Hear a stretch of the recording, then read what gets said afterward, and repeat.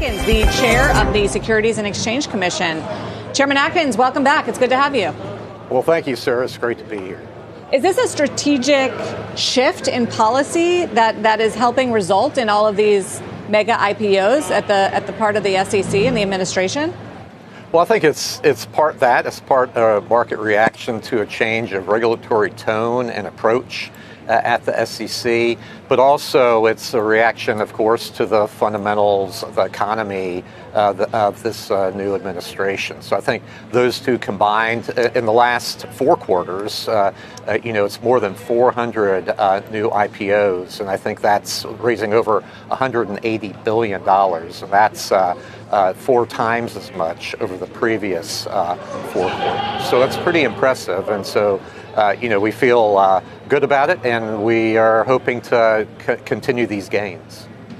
We were just talking about SpaceX's share price and how far below it's fallen from the IPO price, some of the negative sentiment around it. Do you think that ultimately matters when it comes to getting these other mega IPOs out in the market, Anthropic, OpenAI, and everybody else waiting in the wings? Well, I'm not focused on any one particular company. I mean, this is typical with IPOs that they come out and, there are ups and downs. But what I'm focused on is the long term. Right now we have 40% fewer public companies as we had 30 years ago. And that's a shame that so many companies are electing to stay private and not being in the public markets where average Americans can invest in them and participate in the growth of the American economy. So I'm looking at the long term of this and to rebuild our public markets. It's great to have private markets. I'm not knocking them, but it's also we have more than half of the market capitalization of the world here in the United States. So investors, have confidence in the U.S., want to invest here, and we should have our public markets growing as well in size and in breadth.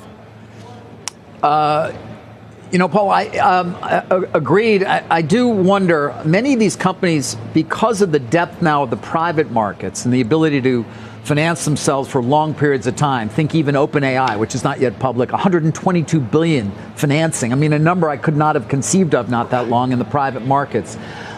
My question / comment to you is, many of these companies come public after their growth has already occurred, preventing the individual investor from being a beneficiary of enormous growth that happens early in many companies' lives. How do you attack that and get these companies to come public earlier in sort of their growth phase?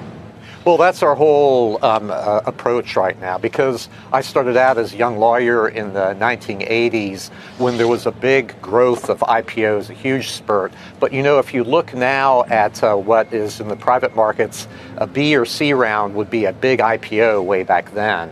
And so that's because it's comfortable to stay private. There's lots of capital kicking around there in the private markets looking for a home. So that's great. But what we need to do is we've allowed our rules to just build and build and build. And there's so many disincentives for young companies to go public. So we're out to change that. And we have proposed rules out there now.